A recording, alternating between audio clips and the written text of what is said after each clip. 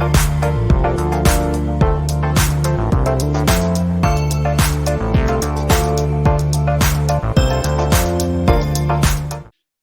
matin. Nous sommes privilégiés ce matin d'avoir la BDC encore avec nous autres. La BDC est notre commanditaire majeur et ils ont un abonnement pour tout le Canada. On est très, très fiers de ça, de travailler avec la BDC. Ce matin, Louise Langevin, qui est VP à la BDC, va présenter Pierre Clérou, notre présentateur ce matin. C'est la troisième fois qu'on a un économiste en chef parler d'une mise à jour économique et c'est fort intéressant vu que ça change continuellement l'environnement. Alors, j'aurais des nouvelles annoncées au sujet des activités du M&A Club après la présentation, mais pour l'instant, je vous présente Louise Langevin, qui comme j'ai dit, est aussi notre conseil consultatif du M&A Club et son application est très appréciée. Bon matin à tous. Donc, l'équipe de la BDC, Capital de croissance et transfert d'entreprise. Et comme Bram le dit, on est très heureux d'être un des partenaires du Club M&A depuis plusieurs années. Comme vous savez, les activités entre fusion, acquisition, transfert sont une des priorités de la BDC. Donc, c'est pourquoi on a créé, il y a plus de 20 ans, une équipe spécialisée pour supporter les PME canadiennes qui ont des projets d'envergure en termes d'acquisition, de transfert et de croissance rapide. Au niveau du Québec et de l'Atlantique, qui est la région pour laquelle je suis responsable, on a une équipe spécialisée de plus de 31 professionnels et un portefeuille de 300 entreprises qui sont des entreprises en croissance, des acquéreurs en série et des entreprises qui ont plusieurs projets ambitieux. Quand on dit projet ambitieux, on dit nécessité de prendre des décisions éclairées, donc un besoin d'informations sur les tendances et l'économie. Comme on sait, la pandémie qui a frappé il y a un an a eu un impact important sur notre économie, le niveau de confiance des entrepreneurs, mais également le niveau de projet qu'on a vu tous en termes de fusion-acquisition. On sait que les choses ont changé durant l'année. Il y a eu des opportunités qui ont été créées, mais d'autres entreprises, d'autres industries ont été fortement touchées, donc des projets annulés ou retardés. Donc, un an plus tard, la présentation d'aujourd'hui est très à propos et très pertinente. Pierre va nous éclairer sur la situation économique actuelle, les tendances et qu'est-ce qu'on entrevoit en termes de reprise économique. Je vais vous présenter une courte bio de Pierre. Pierre Clérou est vice-président recherche et économiste en chef à la BDC. Il a joint l'organisation en 2012 à titre de vice-président et économiste en chef. Et M. Clérou a une longue route, une carrière très prolifique de 25 années où il a occupé des postes prestigieux et influents tant au Canada qu'à l'étranger. Il dirige une équipe d'experts qui analyse les données économiques afin de conseiller nos entrepreneurs canadiens et les propriétaires d'entreprises pour bien comprendre les risques et les occasions que recèle le contexte économique. Également, Pierre a une responsabilité importante de fournir des analyses et des conseils économiques à la haute direction de la banque et de superviser une équipe de plus de 7 économistes et 15 recherchistes qui effectuent des recherches, des études, des sondages auprès des entrepreneurs canadiens et lesquels sont publiés régulièrement sur notre site à la bdc.ca. Donc, sans plus tarder, je passe la parole à Pierre. Bonne présentation. Merci. Merci beaucoup, Louise. Bonjour tout le monde. Je vais partager mon écran pour vous présenter ma présentation PowerPoint. Donc, je pense que tout le monde devrait voir mon écran maintenant. Oui. Ma présentation, merci. Ma présentation a 3 parties. Donc, je vais commencer en parlant où est-ce que nous en sommes en termes de la reprise, de la relance économique. Deuxièmement, je vais parler de 2021 et 2022. C'est quoi nos prévisions pour l'année? Et finalement, on a déjà commencé à regarder à quoi va ressembler notre environnement d'affaires après la pandémie. Donc, je vais conclure la présentation là-dessus. Donc, comme vous le savez, en 2020, c'était une année difficile. En fait, la COVID-19 a eu vraiment un impact sur toutes les économies à travers le monde. La Chine sera le seul pays majeur qui a connu une croissance économique positive en 2020. Tous les autres pays, comme les États-Unis, le Japon, l'Allemagne, le Canada, ont connu des contractions de leur économie entre 3 et 5 %, donc des contractions importantes. Et certains pays, comme le Royaume-Uni, ont connu une contraction de près de 10 %. Donc, on le voit, la COVID-19 a vraiment un impact important. Cependant, il y a une bonne nouvelle, c'est que ce qu'on a appris en 2020, c'est que lorsqu'on enlève les restrictions sur un secteur ou sur une économie, ce secteur-là revient très rapidement. Donc, ici, ce que vous avez sur le graphique, c'est la production industrielle mondiale.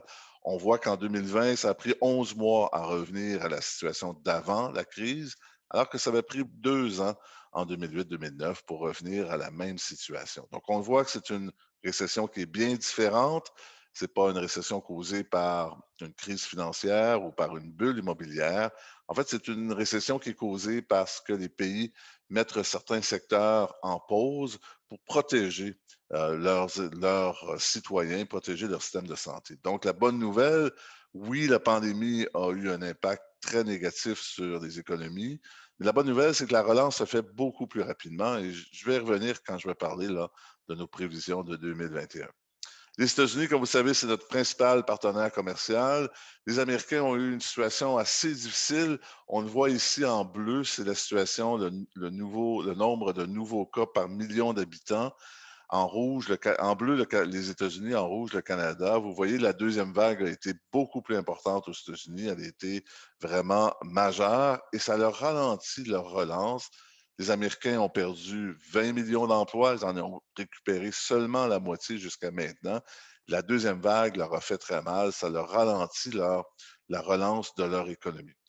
Donc, la situation a été très difficile aux États-Unis. Cependant, nous sommes très optimistes pour 2021 pour deux raisons. La première, c'est que la vaccination est vraiment très importante aux États-Unis. Ils sont rendus à 63 de leur population. M. Biden a annoncé hier qu'ils avaient vacciné depuis qu'il a été élu président des États-Unis 200 millions d'Américains. Donc, c'est très important. Les 2 tiers presque des Américains sont vaccinés, beaucoup plus que les autres pays développés comme le Canada, l'Allemagne, la France. Et ça a un impact déjà sur le nombre de cas. Même graphique que tantôt, mais là, je focus plutôt sur la troisième vague. Et vous voyez que pour la première fois, le Canada aura plus de cas par million d'habitants qu'aux États-Unis. Et ça s'explique évidemment parce que les 2 tiers des Américains sont vaccinés. Donc, la vaccination a non seulement beaucoup d'impact, mais va aider l'économie américaine à se relever. Deuxième raison pour qu'on est optimiste, c'est que M. Biden a introduit un programme de relance de 1 900 milliards. C'est un chiffre qui est énorme, même pour la taille de l'économie américaine, et ça fait en sorte que ça va aider à la relance économique. Donc, pour 2021, nous pensons que l'économie américaine va avoir une croissance au-dessus de 5 Donc, on s'attend à ce que 2021 soit l'année de la relance aux États-Unis. Ce sera une relance qui est forte. Elle est déjà amorcée. Au cours du mois de mars, l'économie américaine a créé 900 000 emplois, ce qui est vraiment énorme. Pour le Canada maintenant, bien, voici la situation, voici où est-ce que nous en sommes. Nous avons perdu 3 millions d'emplois au Canada. La reprise initiale, elle était très bonne, elle était très forte. On a eu un ralentissement à cause de la deuxième vague. Vous voyez là que ça a baissé un peu. En fait, on a perdu 200 000 emplois au mois de janvier lorsque le Québec et l'Ontario ont réimposé des restrictions sur leur économie. On a repris ces emplois au mois de février, au mois de mars. Donc, nous sommes en fait pas loin là, de la situation d'avant la crise. En fait, nous sommes à 99 du niveau d'emploi que nous avions avant la crise et c'est une très bonne performance comparativement aux autres pays développés. Ici, je compare avec les États-Unis qui sont seulement à 95 Donc, la reprise jusqu'à maintenant au Canada était plus forte que dans les autres pays développés. Il y a deux raisons à ça. D'abord, on était meilleur à contrôler le nombre de cas. Je sais que ça ne paraît pas, on est dans la troisième vague, puis on a encore beaucoup de restrictions, mais en fait, comparativement aux autres pays développés, on a mieux performé. La deuxième raison pourquoi la reprise a été plus forte ici, c'est du côté des programmes gouvernementaux qui ont beaucoup augmenté. Le gouvernement canadien a introduit un certain nombre de programmes pour aider les Canadiens et les entreprises canadiennes. On le voit aussi au niveau des individus. Les transferts aux individus ont augmenté de 58 ou de près de 60 milliards. Ça a beaucoup contribué à notre revenu disponible. Le revenu disponible, c'est l'ensemble des revenus que nous avons comme individus. Par exemple, notre salaire, notre pension dans certains cas, les retours sur des investissements et aussi des programmes gouvernementaux. Donc, depuis un an, le revenu disponible des Canadiens a augmenté de 7,7 Donc, les Canadiens ont plus d'argent dans leur poche aujourd'hui que il y a un an. Et ça a contribué à la relance. On le voit au niveau du commerce de détail, qui a baissé d'une façon drastique au cours du premier confinement, mais qui s'est relevé très rapidement et qui est plus élevé maintenant qu'il l'était il y a un an.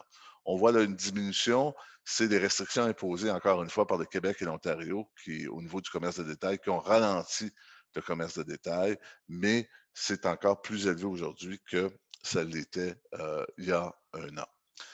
Là, au Québec maintenant, bien, la relance, la reprise est un peu à l'image de celle du Canada. On a perdu 830 000 emplois au Québec. La reprise s'est faite très rapidement aussi. On a eu une baisse au mois de janvier lorsque le gouvernement a réimposé des restrictions sur l'économie, mais cette baisse a été compensée. Les emplois perdus ont été récupérés là, au mois de février et au mois de mars. La reprise, elle est très différente d'un secteur à l'autre. Vous le voyez, lorsqu'on compare la situation actuelle avec l'avant-crise, dans plusieurs secteurs de notre économie, nous avons plus d'emplois aujourd'hui qu'avant la crise. Par exemple, dans le secteur de l'agriculture, nous sommes à 108 du niveau d'emploi d'avant la crise, secteur des services financiers à 104 secteur de la construction à 103 il y a 10 000 personnes de plus qui travaillent dans le secteur de la construction aujourd'hui qu'avant la crise. Donc, on le voit là qu'il y a plusieurs secteurs de l'économie qui se sont remis très rapidement. Cependant, si vous regardez en bas du graphique, vous voyez qu'il y a des secteurs où c'est beaucoup plus difficile. Le secteur de l'hébergement, de la restauration sont encore seulement 72 là, de la situation d'avant la crise. Même chose pour le secteur des conférences, des événements culturels. Il y a beaucoup de restrictions dans ces secteurs-là à cause des restrictions sanitaires. Donc, ça, évidemment, a un impact sur l'emploi. Donc, il y a vraiment une reprise à deux vitesses. Les secteurs qui ne font pas face à des restrictions sont revenus à la normale. Les autres secteurs qui font face à des restrictions, c'est beaucoup plus difficile. Je vais vous donner un exemple de comment, en fait, l'impact des restrictions sur un secteur. Ici, vous voyez la fluctuation de l'emploi dans le secteur de la restauration et de l'hébergement. Donc, nous avons commencé en février 2020, avant la crise, on a mis ça à 100 Le premier confinement, qui avait été très sévère, ils ont perdu 49 de leur emploi, 51 de leur emploi. On était à 49 de l'emploi. Donc, la moitié des emplois ont été perdus à cause des restrictions. Vous vous souvenez sûrement, au cours de l'été, on a réouvert les salles à manger, donc on est revenu à un niveau d'emploi beaucoup plus élevé, presque à 100 86 Et au cours de la deuxième vague, on a refermé les salles à manger, on est rendu à 72 Donc, il y a deux choses qu'on retient de ce graphique-là, c'est que quand on impose des restrictions sur un secteur, c'est immédiat, on voit l'impact sur le secteur, sur l'emploi. Deuxième conclusion, plus positive, c'est que lorsqu'on enlève les restrictions, on voit que l'emploi rebondit très rapidement. Donc, c'est très différent des récessions précédentes. On voit que les secteurs, même le secteur de la restauration, là, qui rebondit très rapidement. Donc, ça laisse présager qu'au cours de l'été, lorsqu'on sera, la majorité des Québécois seront vaccinés, on sera capable d'enlever les restrictions et le secteur de la restauration devrait reprendre là, très rapidement. Au niveau du secteur manufacturier, qui est un secteur très important pour le Québec, au niveau des ventes, nous sommes plus élevés aujourd'hui qu'on l'était avant la crise. Et ça varie beaucoup d'un secteur à l'autre. La production de bois est à 171 donc le secteur, comme vous savez, le secteur d'habitation performe très, très bien. Donc, la demande pour le bois est très forte et on le voit ici, là, les ventes des entreprises dans le secteur ont augmenté là, de 71 Transformation des métaux comme l'aluminium, par exemple, c'est à 127 donc ces gens-là performent très bien. Le secteur de l'aliment, de la transformation alimentaire, on est rendu à 110 Il y a des secteurs dans le secteur manufacturier qui ont eu la situation moins facile, mais qui sont revenus à la normale. Là, le papier, produits chimiques, produits métalliques, on est revenu à des niveaux un peu plus élevés qu'il y a un an. Il y a une grande exception et c'est le secteur de l'aéronautique. Vous ne serez pas surpris, un secteur très affecté par la pandémie. On ne voyage pratiquement plus, donc la demande pour les avions et les pièces d'avion ont beaucoup diminué.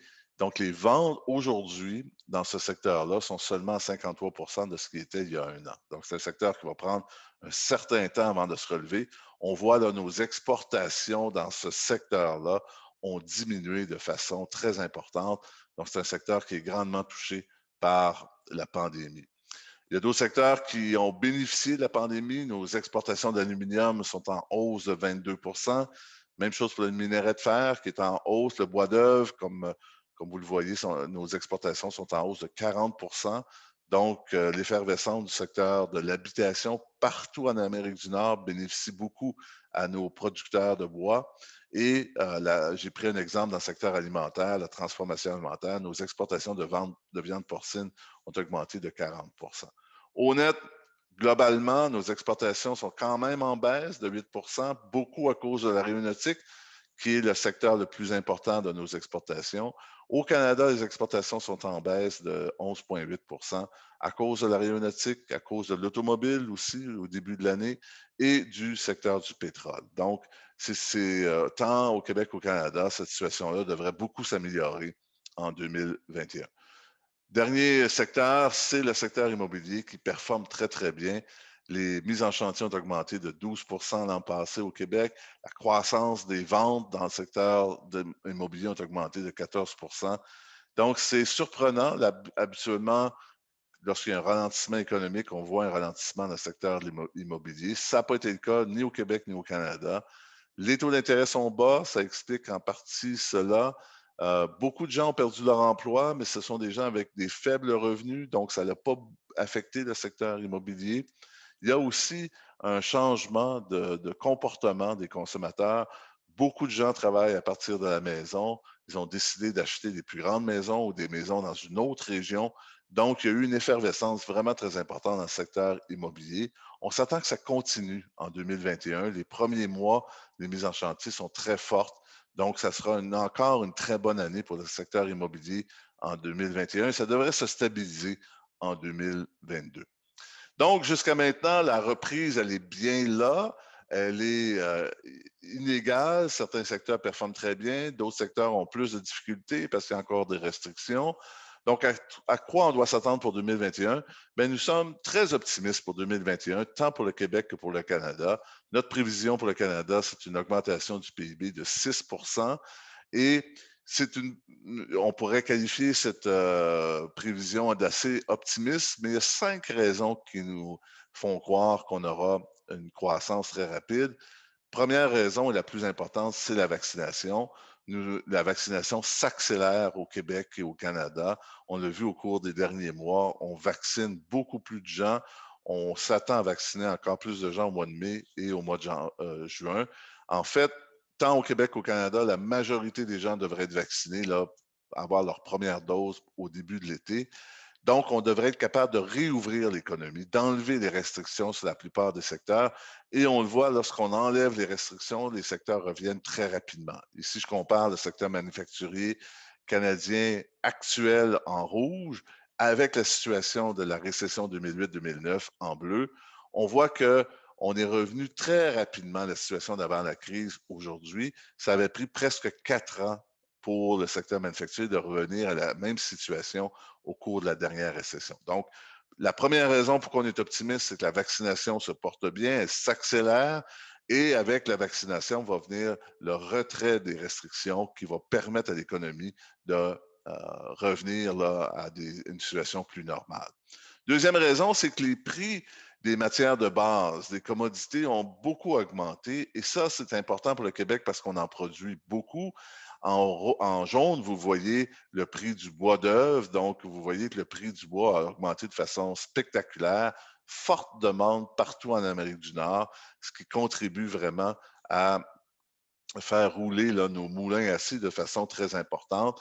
Mais ce n'est pas le seul secteur. Les métaux, les minéraux sont à 116 % au niveau du prix, au niveau de l'agriculture à 125 %. Donc, on voit que ces secteurs-là, il y a une forte demande. La demande va continuer en 2021 et ça aide notre économie à se relever. Troisième raison d'être optimiste, c'est les programmes introduits par les gouvernements.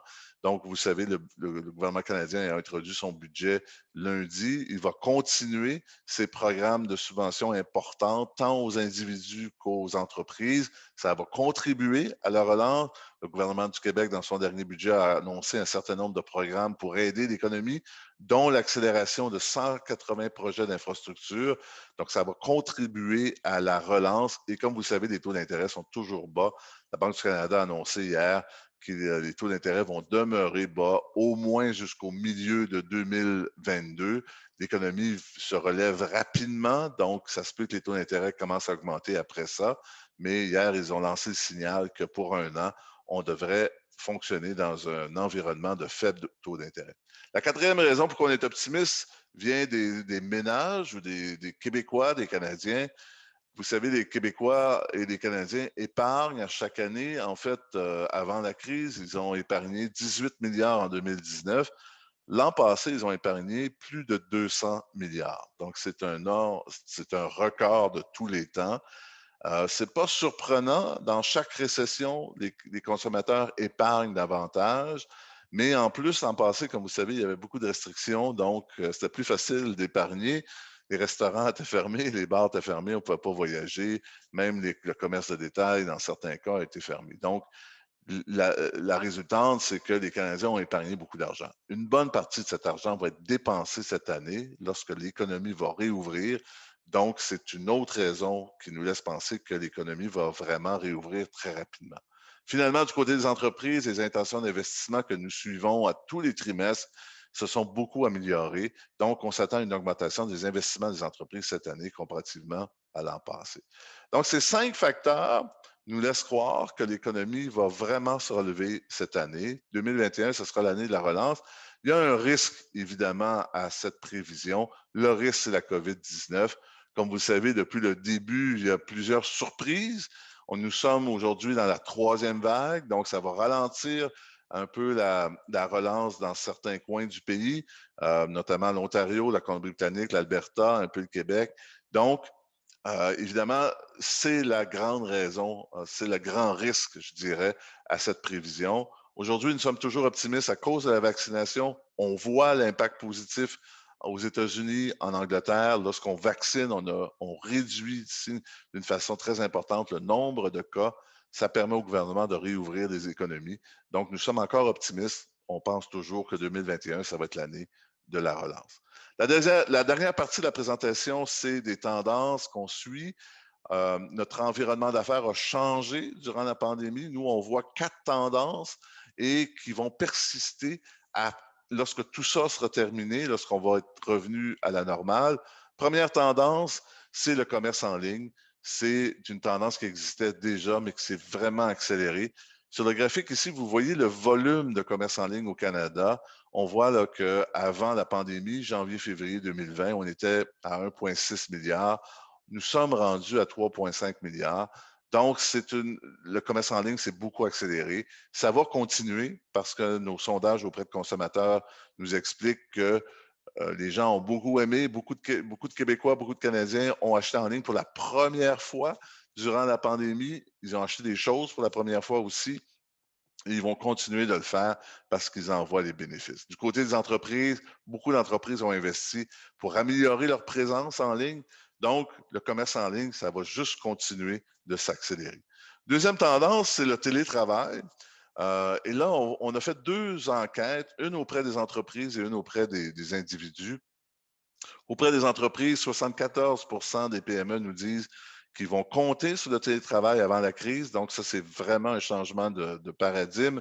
Avant, il n'y avait pas beaucoup d'appétit du côté des entreprises avant la pandémie pour le télétravail. La pandémie a complètement changé ça. On a réalisé comment, d'abord, c'était possible de travailler de la maison avec la même productivité, la même efficacité et qu'il y avait des bénéfices aussi au niveau de la motivation des employés, au niveau des coûts. Donc, les entreprises sont beaucoup plus ouvertes au télétravail. Du côté des individus, il y a 48 des Québécois qui travaillent de la maison. C'est énorme. Au Canada, c'est 44 . Et de ceux qui ne travaillent pas de la maison, 86% nous ont dit que ce n'était pas possible dans leur travail de travailler à partir de la maison. On peut penser aux gens qui travaillent en commerce de détail ou manufacturier. Tu ne peux pas faire ce job-là à partir de la maison. Donc, aujourd'hui, 48%, la moitié des Québécois travaillent de la maison. Les gens voient beaucoup de bénéfices. Le plus grand, c'est de ne pas avoir à faire le trajet domicile-travail. C'est particulièrement important dans les grandes villes comme Montréal, où est-ce que ça peut prendre quelques heures par jour, en fait.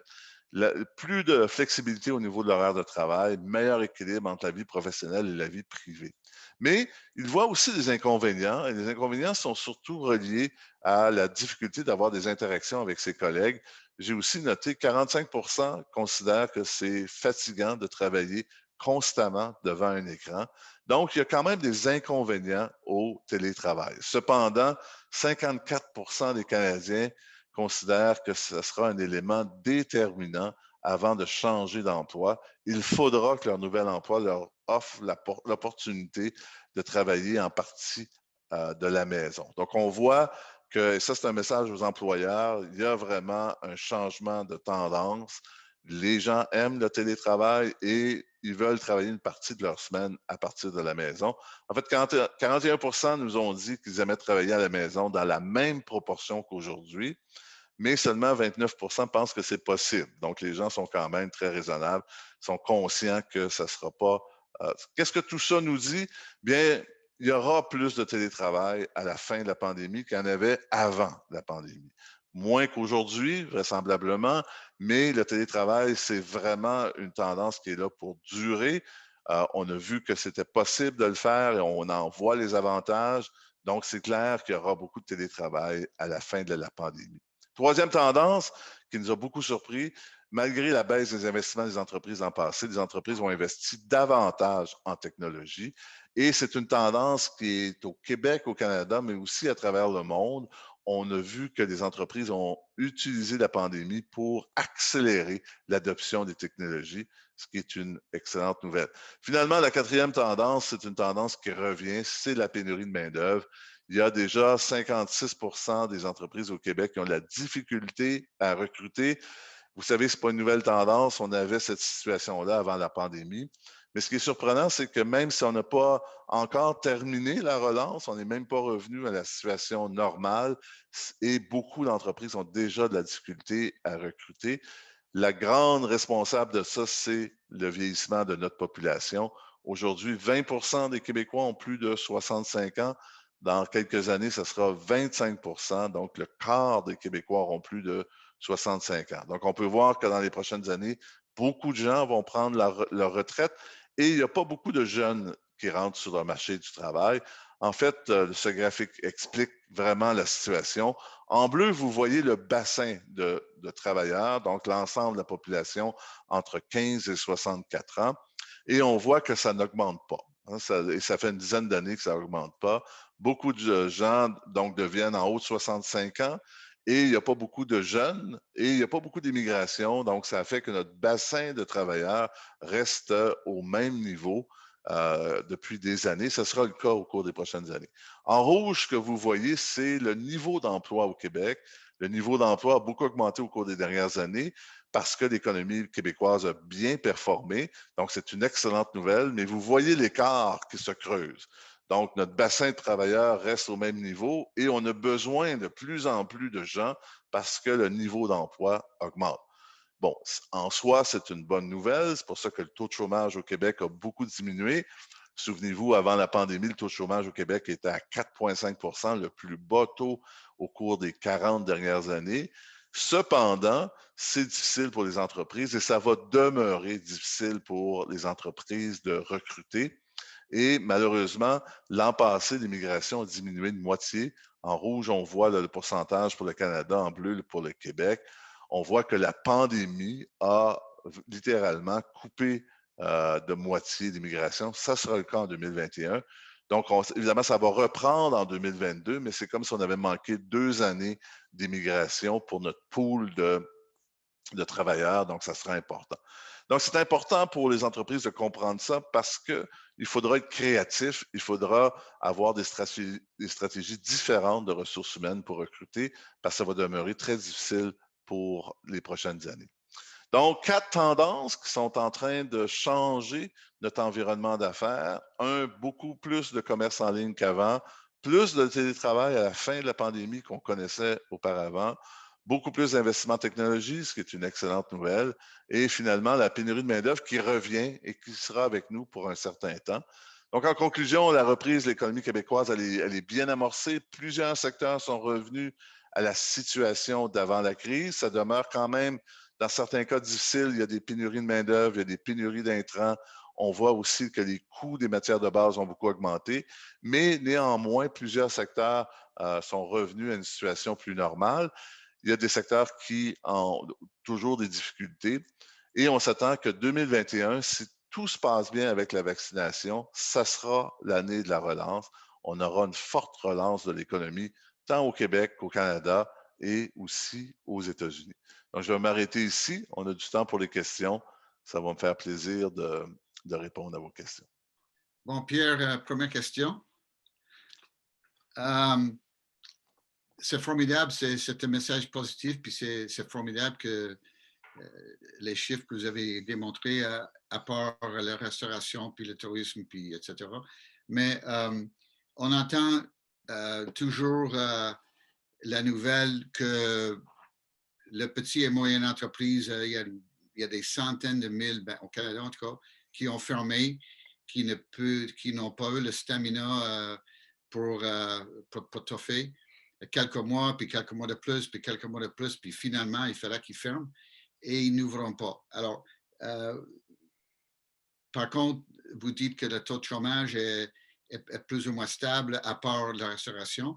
Et il me semble que c'est un peu un message différent pour moi parce que, comme j'ai dit, je penserais que tous les petits business de 3 employés ou 35 employés, qu'est-ce qui se passe avec tous ces emplois-là? Alors, Oui, en fait, vous savez, il y a eu moins de faillites l'an passé qu'en 2019. Les programmes gouvernementaux ont beaucoup aidé les entreprises pendant la crise. Le programme qui a eu plus d'impact, c'est la subvention salariale du gouvernement fédéral. Les entreprises à travers le Canada l'ont utilisé au niveau de 55 milliards. Donc, ça a beaucoup contribué à aider les entreprises à passer à travers la crise. Il y a quand même, vous avez raison, il y a quand même un certain nombre d'entreprises qui ont fermé. Il y a une analyse de Statistique Canada qui démontre que ce sont surtout des très petites entreprises et des entreprises qui étaient dans une situation financière précaire avant la crise. Donc, évidemment, si vous êtes rentré dans la pandémie avec une situation financière précaire, c'était très difficile de passer à travers cette crise-là. Mais en général, les entreprises ont réussi à bien s'en sortir et beaucoup, comme je le disais, à cause du programme fédéral de subvention des salaires. Donc, on s'attend à ce que il y aura, bon, il y a des secteurs qui sont très affectés. La restauration en est un. Évidemment, quand votre salle à manger est fermée presque depuis un an, c'est extrêmement difficile. Mais les programmes gouvernementaux n'ont pas suffi à aider ces entreprises-là. Donc, il y a des secteurs qui vont être très touchés. Mais en général, les entreprises ont quand même bien passé à travers, ils ont été résilientes, ils ont bien passé à travers la situation. pour les secteurs où les exportations augmentent, quels sont les principaux partenaires commerciaux? Ça demeure les États-Unis. Vous savez, au Québec, 75 de nos exportations vont vers les États-Unis. Cette fois-ci, c'est pas différent. Là. Ça dépend d'un secteur à l'autre, mais en majorité, ce sont vers les États-Unis.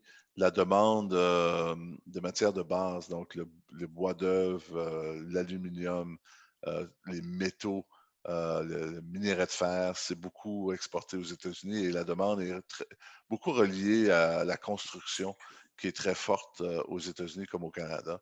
Donc, ça demeure toujours les États-Unis. Bonjour, Monsieur Clérou.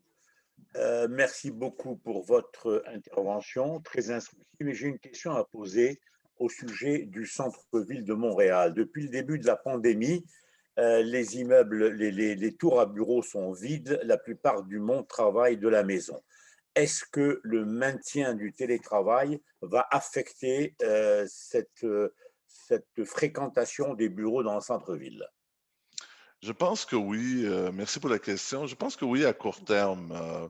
Lorsque, bon, il y a beaucoup d'entreprises qui se préparent au retour au bureau à partir de septembre, mais je pense que le télétravail va faire en sorte que quand même beaucoup de travailleurs vont travailler une partie de la semaine à partir de la maison, donc ils ne seront pas présents au centre-ville.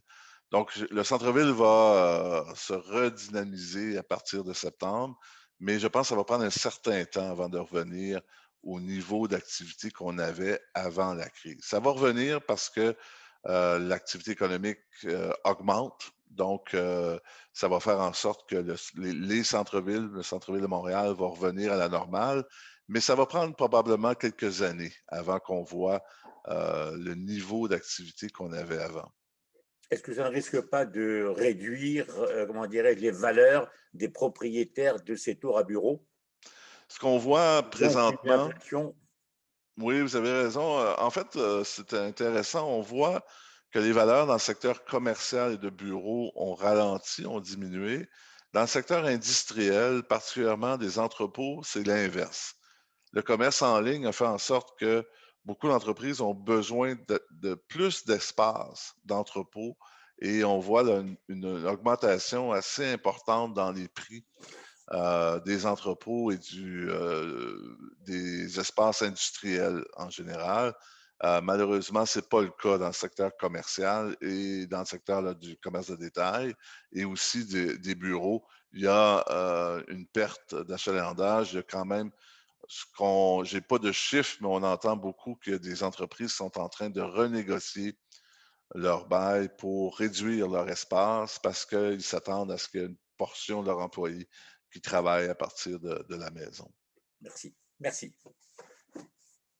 Pierre, Nous avons d'autres questions? vu la situation de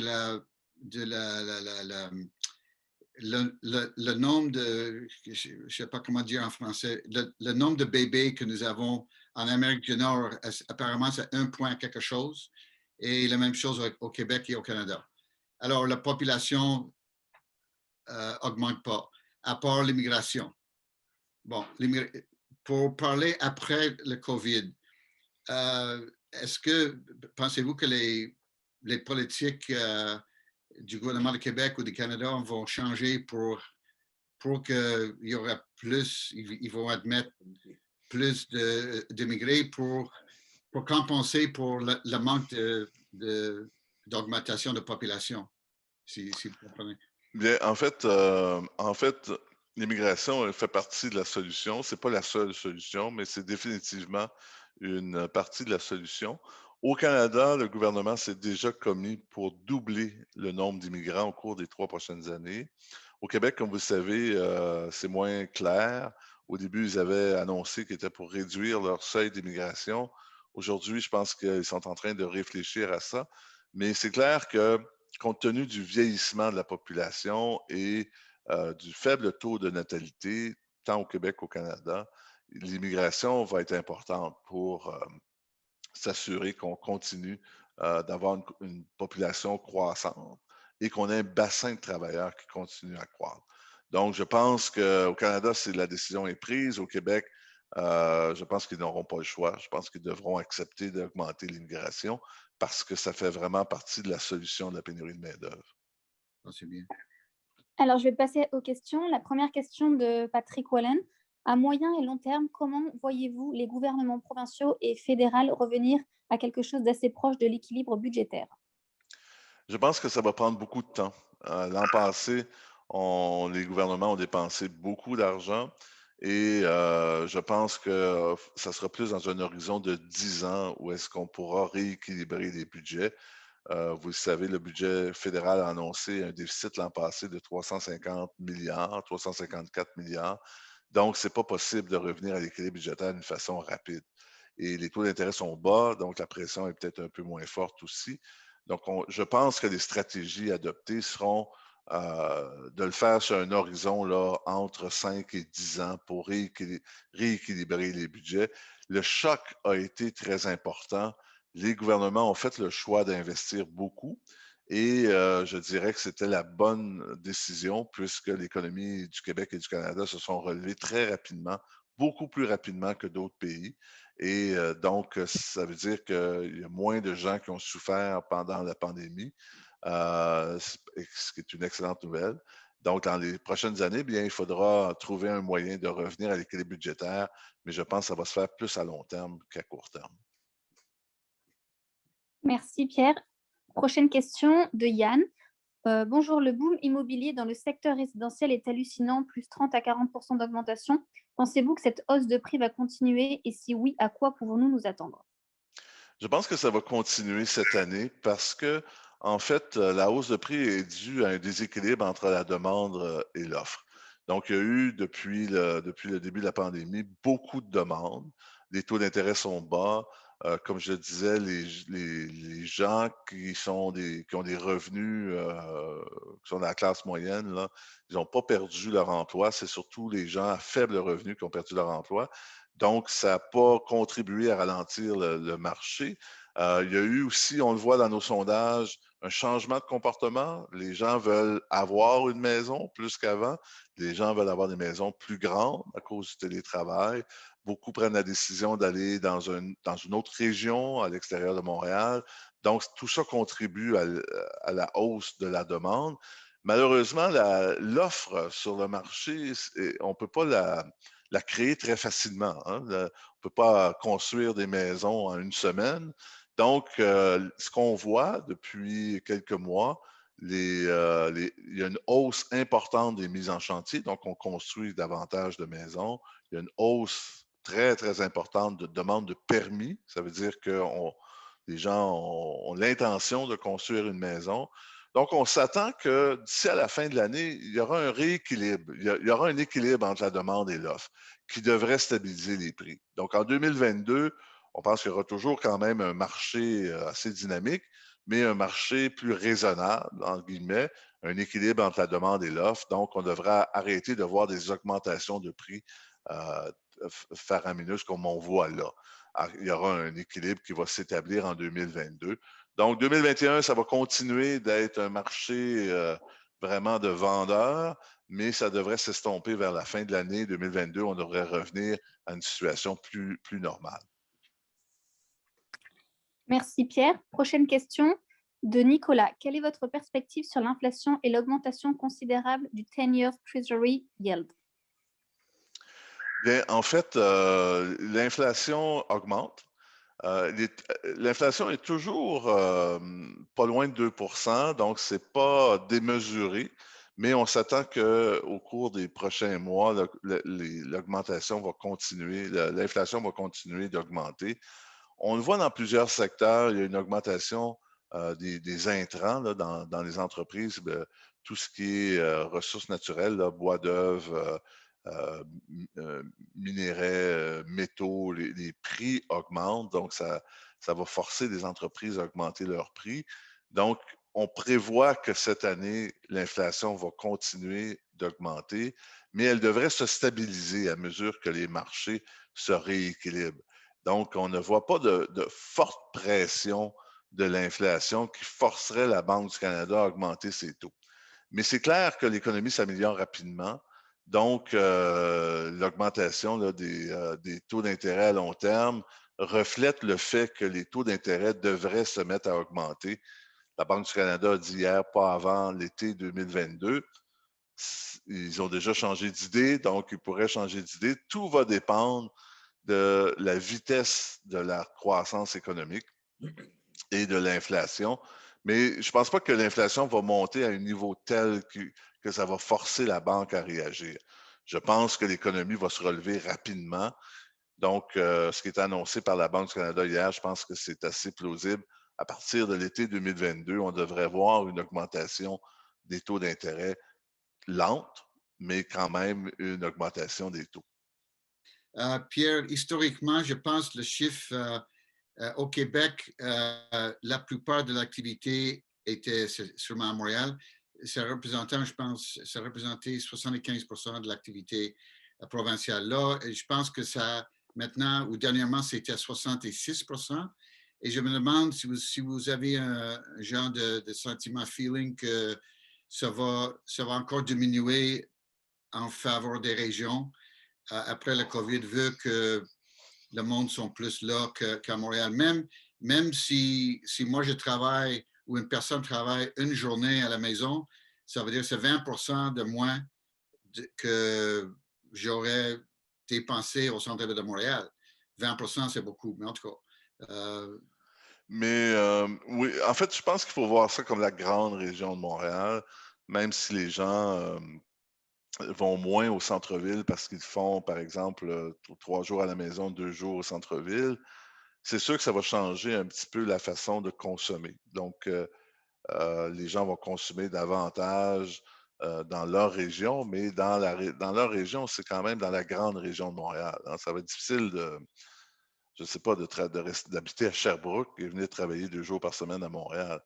Mais c'est des gens qui qui restent en banlieue comme à Laval ou à Brossard, à Saint-Lambert, à Saint-Hubert, à Chambly. Ça demeure encore la grande région de Montréal. Donc, je ne pense pas que ça va changer drastiquement parce que ce que je comprends d'après nos études et ce que j'entends dans le milieu, c'est que ça ne sera pas possible de travailler 5 jours par semaine à la maison. Peut-être, oui, pour certaines exceptions, là, mais parce qu'il il y a un équilibre on doit avoir entre la volonté de travailler à la maison, mais aussi d'avoir une connexion avec ses collègues, de participer à la vie de l'entreprise, de participer à la culture de l'entreprise. Pour faire ça, il faut être quelques journées par semaine sur le lieu de travail. Donc, ce que je comprends, c'est qu'il y aura un équilibre entre les deux. Beaucoup d'entreprises vont choisir, par exemple, le 3-2, 3 jours à la maison, 2 jours au bureau. Mais ça veut dire que les gens ne pourront pas s'éloigner du centre-ville de Montréal d'une façon trop importante, parce que si tu reviens 2 jours par semaine, bien, tu ne peux pas faire ça si tu es trop loin. Donc, je pense que la dynamique va rester la même. La grande région de Montréal va continuer d'être une grande partie de l'économie du Québec. Il y a des secteurs qui sont en forte croissance, qui sont surtout à Montréal. C'est le cas des technologies et c'est des secteurs qui vont continuer d'avoir une forte croissance. Donc, je pense que la dynamique ne changera pas tant que ça. Une fois que tout ça va être rééquilibré, là, je pense que la grande région de Montréal va continuer d'être la région dominante là, de l'économie du Québec. Bon, merci Pierre. Laurine, est-ce qu'il y a d'autres questions? Non, pas d'autres questions. Bon, alors pour l'instant, merci encore Pierre. C'est très, très important ce message-là, très positif. Puis on est super content d'être capable de présenter à nos membres et nos visiteurs l'économiste en chef de la BDC, c'est sûr. Merci Louise pour avoir organisé tout ça. Et on attend encore Pierre. Espérons l'an prochain ou peut-être à l'automne, on va vous demander encore de faire une mise économique, un update, parce que ça change tellement vite par les mois. Quelques nouvelles pour le M&A Club. Vous savez, ce matin, on a enregistré cette présentation de Pierre. Et il y en a d'autres, on commence à faire ça avec tous les présentateurs qui sont d'accord. Et il y en a sur YouTube et vous êtes invités à visiter les YouTube si vous voulez voir en plus de détails. Aussi, c'est sûr que vous aurez le PowerPoint de Pierre qui sera envoyé à tout le monde, tous les participants ce matin, et avec leur info contact. Ça, c'est un bénéfice qu'on fait à tous nos webinaires. Alors, aussi, c'est sûr, bienvenue, comme j'ai dit, à nos visiteurs et nos nouveaux membres. Il y a toujours des nouveaux membres. Même pendant le COVID, on a eu une grande augmentation de nouveaux membres. Prochainement, il y a d'autres webinaires. C'est sûr, le beat continue. Ça, c'est numéro, comme on a dit au tout début, à peu près le numéro 80. Mais celui-là, celui qui est super intéressant, c'est la présentation d'Angelo Noce, un associé chez Blake's. Blake's, c'est le boîte d'avocats, soit le numéro 1 ou 2, ça dépend de l'année, dans tout le Canada pour le nombre et je pense aussi pour la valeur en dollars des transactions, fusion, acquisition et financement au Canada. Alors, il publie un rapport à tous les ans sur ce qu'on appelle metrics, puis statistiques, puis toutes sortes d'informations au sujet de l'espace de l'industrie fusion-acquisition au Canada, au Québec et aussi aux États-Unis. Ça, c'est le 12 mai à midi. Encore une autre nouvelle, on va probablement, c'est presque sûr, après le COVID, aussitôt qu'on peut avoir une réunion live, on va ouvrir un chapitre à Manhattan, à New York. Ça, c'est prévu puis en planification maintenant. Nous avons aussi, à part notre brevet, notre trademark aux États-Unis, nous avons aussi pour l'Europe, pour les 28 pays de EU. Alors, ça, c'est une autre initiative future qu'on va considérer. Pour les deals, pour les transactions que vous pouvez lister sur la listing des opportunités ou des services, vous savez, on publie ça, on envoie le PDF tous les 2 semaines et cette initiative-là sera interactif dans un avenir, dans je ne sais pas combien de semaines ou mois, mais bientôt.